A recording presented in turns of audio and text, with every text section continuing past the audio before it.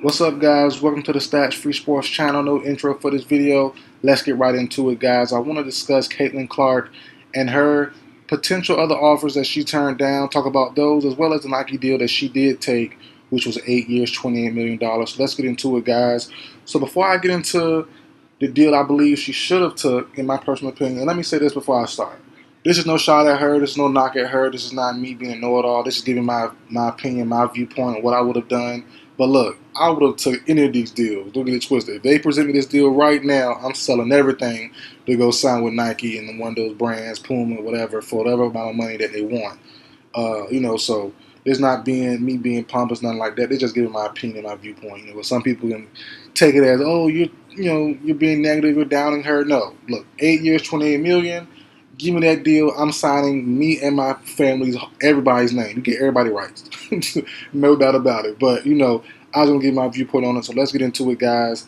So the two brands I'm disappointed in, and I want to say this, I like them a lot.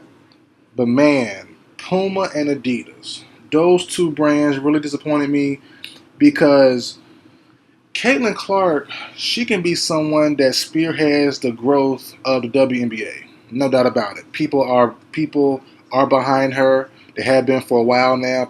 More people might even get behind her once she shows and proves she's a star in the WNBA. Hopefully that comes fast. And it's like for Puma, and let me go with them first. For them to walk away when the bidding war started at $3 million. Come on now. Crazy. That's crazy. For them, the only athletes I know right now that are on Puma, Kyle Kuzma, Scoot Henderson, I think the Melo Ball. I know you're probably not selling that much. I know they're probably in the red in those players trying to sell their items. I understand that, no disrespect. But look, you gotta try. You have to try. At least throw an offer out there. But they walked away from the table when the price was over $3 million. They just said, never mind, I am good.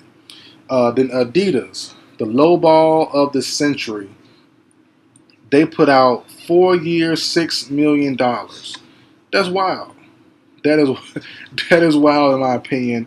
And for them, they have Anthony Edwards, James Harden, whose shoes I like a whole lot. Trey Young, Derrick Rose, still after all these years. And I think Dame. And Donovan Mitchell also. I think those are the guys they have a real noteworthy value, and who are all big players. But I don't think moves and I don't think the shoes are moving that many units there. To lowball like that for her, as I said, she will be the biggest woman they have on all these brands for the most part, especially for basketball. She will be the biggest woman of all time, no doubt about it. Or had that potential. I know Serena signed some deals and other females, past greats on other sports signed deals as well. But current day, her shoes might go crazy. We don't really know for sure, but I have an inkling that her shoes are going to go wild, especially amongst female basketball players, even males too. Shoot, everyone wants to shoot like Steph Curry. It might be the new saying now. Everyone wants to shoot like Caitlin Clark. So for those two brands to really let the ball, not even go out the court, but not even try. They didn't even put forth a real effort. Is a sad part to it, in my opinion. There, and now to me, the second runner-up team, in my opinion, I think that was the second runner-up in the Caitlin Clark sweepstakes was Under Armour, and this is the one I think she should have took. I'll say that right now. 4 years, $16 million. I think is a solid number there. You get to reassess the market in 4 years. I know easily, I will say Nike has an 8-year deal. I'm pretty sure after, there's a clause in there somewhere. After 4 years, a couple years, she can reevaluate the market and leave a clause in the contract to be the same as a normal contract as far as sports goes. You can have an out in the contract, and you can look into it and see the market and hit free agency a little early. I'm sure there's something like that in her contract there. So I would guess 4 years on that Nike contract. But that Under Armour deal, 4 years, $16 million, not bad in my opinion. And then you hit the market early, great. And then you have the narrative of Steph Curry. The two best shooters, the best male shooter of all time, the best female shooter of all time. She would probably maybe fall under the Steph Curry brand. I mean, what's not to love it? What's not to love there, in my opinion? That's awesome. That's an awesome storyline, awesome narrative. Commercials would be great. The marketing would be great. I know Under Armour doesn't have the marketing power of Nike. Definitely don't. But I think that would have been awesome to see. Great commercial, great moments. Stuff like that would have been awesome. Great NBA camps, WNBA camps fused together. I think that would have been dope to see. Some potential ideas. But, it didn't happen. Who's to say it won't happen down the road? Because by time 4 years now, Steph is what, 33, 4, 5? Or somewhere around that. By time 4 years come in the market, and she hits the market again with that Nike deal, probably in 4 years, Steph Curry will probably be retired, and he will probably be looking to be on his real full-time businessman tip, and Mike can lend him his own money to help Puma get a star like Caitlin Clark. So for me, if I was her, I would have went for the storyline, went for the narrative, went for the marketing, went for all that good stuff, and went for the Steph Curry route. Best male shooter, best female shooter. Commercials would have been crazy. But look, you can't turn down Nike. I understand it. They have everybody. Bron, Jordan, list goes on. They are also more inclined, if you are a great player, to give you a lifetime contract also. I believe it's rumored that Steph has one with Under Armour, I think. And I think, Bron has one with Nike. Mike Jordan definitely has one with with Nike, and has his own Jordan brand as well. But I think Clark could have got one eventually if she would have panned out. And like I said, you got to show and prove first before you get one of those. But if she would have showed and proved for the first 4 or 5 years, I think Nike will definitely give her one of those early too, because the shooting doesn't go away. The athleticism, some of the skill, some of the technique go, but the shooting doesn't go nowhere. So she's going to be a great shooter until the day that she passes.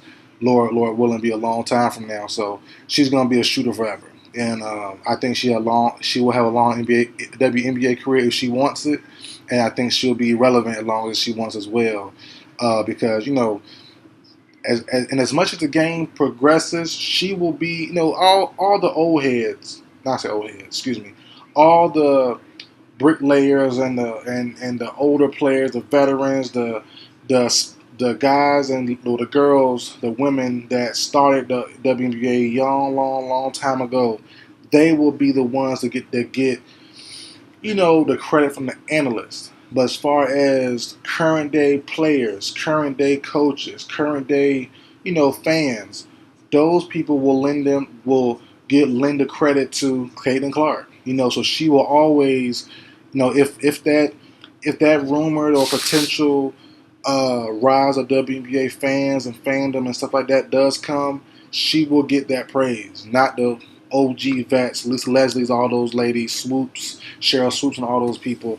They won't get that from fans these days. The analysts will, as I said, the analysts might, or they should, they will. The commentators will, but most fans and college women and high school and middle school, all those girls and guys and will always credit Caitlin Clark for that rise. Some may say Angel Reese, but I think Clark is the one. So overall, great for her.